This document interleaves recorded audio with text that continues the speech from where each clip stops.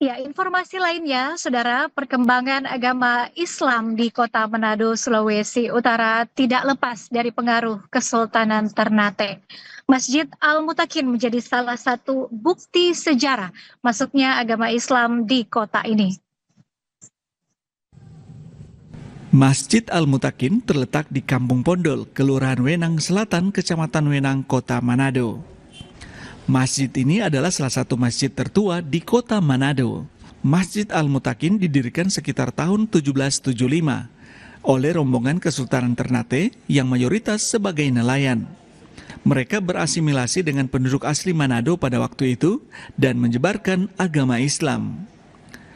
Sayangnya peninggalan benda sejarah dari Masjid Al-Mutakin sudah tidak ada lagi karena masjid ini pernah hancur terkena bom pada masa Perang Dunia Kedua. Saya sebagai pengurus masjid ini hanya sambung tangan dari orang tua, yaitu amanah untuk menjaga masjid bersejarah ini. Masjid bersejarah di Manado awalnya didirikan di kampung ini. Jadi tahun 1553 agama Islam masuk ke Manado melalui dari garis timur, yaitu Kesultanan Ternate. Jadi Kesultanan Ternate itu namanya Khairun Jamil, bapaknya Sultan Ba'abullah. Nah, jadi mereka taklukkan untuk daerah timur sini termasuk Manado. Pada waktu itu Masjid Al-Mutakin tak lepas juga dari sejarah Kesultanan Yogyakarta.